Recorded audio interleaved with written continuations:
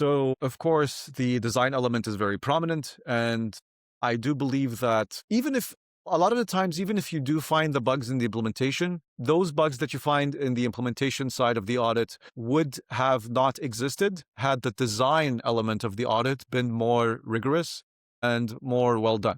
And they only exist because some failure happened on the design side. And aside from that, the design side also is the place where I find more bugs usually, and is the more important place. Like, code is cheap. And unfortunately, a lot of the time, code is very cheap when the code that you're auditing, because, not a lot of effort has gone into it. Unfortunately, design is something that can save you a lot of effort in the long term if you expend the initial effort of doing it right. I mean, to do cryptographic design correctly. It means to, first of all, and these are all things that people screw up, okay? Listen carefully, people designing cryptography, because you're screwing every single one of these things up. First, you need to understand what your security goals are. And if you think you understand them but haven't written them down, you don't understand them.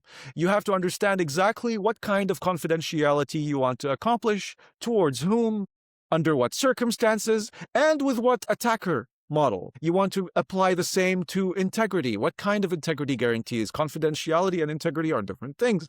And you also want to look at authenticity. So you want to look at all of these security goals, and you want to understand who is gaining them, under which circumstances, and under which model of adversary. Then you design your security constructions based on what is the most minimal construction necessary in order to accomplish these goals, under well-stated and well-defined mathematical assumptions.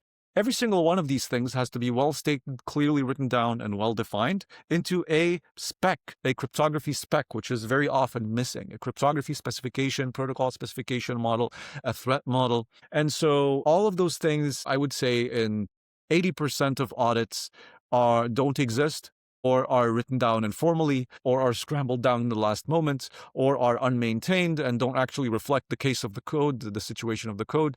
On top of understanding your security goals, your threat model, your adversarial model, on top of understanding how the constructions that you're going to be building in order to accomplish those security goals, you have to make sure that you pick the right constructions and that your constructions are resilient. So, for example, if you're designing a system and you can't use post-quantum cryptography right now for whatever reason, you need to make sure that you have a clear and efficient migration path towards post-quantum cryptographic primitives that does not lead to an enormous amount of technical debt for your engineers down the line, or the need to rewrite your entire cryptography spec that you just invested, I don't know how many hours of effort into. And so these are things that are usually ignored and not taken seriously by people that are doing cryptography work or implementation. And, if you don't take that stuff seriously, even if your code is amazing, it's going to lead to problems with the implementation because it's not actually achieving the security goals that you want to achieve. And even if it doesn't, like I said, code is cheap, usually too cheap, and it's getting cheaper anyway because a lot of people are using AI to generate code. So, I mean, that's the reality. I feel like I'm being very sort of heavy-handed when answering these questions. Maybe I should be more positive and cheerful, but I mean, that's just the reality of the industry right now.